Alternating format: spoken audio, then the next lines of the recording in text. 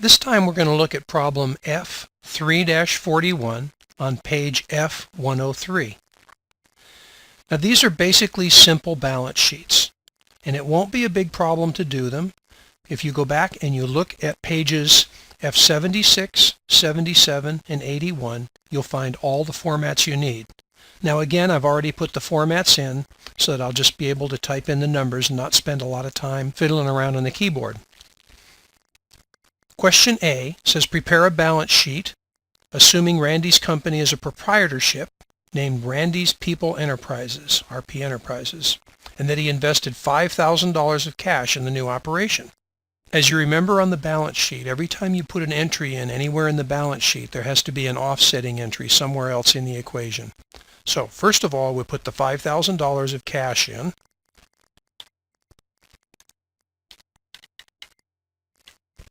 Then the offset to that, since it's a sole proprietorship, is going to be capital. And you'll notice the assets and the total liabilities and owner's equity balances. That always has to happen.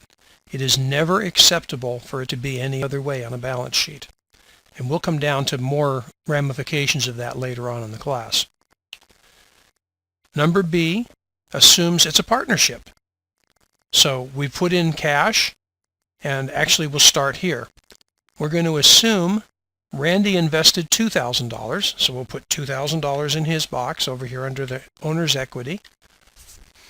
And his brother Sandy invested $3,000. And so we put that in. Now you'll notice it's out of balance. But of course, on the flip side, we've got cash. So we've got Randy's $2,000 plus Sandy's $3,000. And voila, it balances again. C says it's a corporation, and the stock has a par value, so that makes things kind of interesting. Again, Randy and Sandy put in the same amount of money, but what has to happen now is Randy has 200 shares of common stock, and Sandy gets 300 shares of common stock. So what we'll do, we're going to put the common stock in this way. We're going to go equals, and we've got 200 shares of common stock plus 300 shares of common stock times the par value. And the par value is $2 per share. So that's how much gets entered into the common stock area. The rest of it is additional paid in capital. Again, go back and look at pages 76, 77, and 81. So what we see is we have $2,000, which Sandy invested, plus $3,000 that Randy invested, minus the par value, and that leaves us with our additional paid in capital. Once again, we've got cash of $2,000 and $3,000, and the balance sheet is in balance.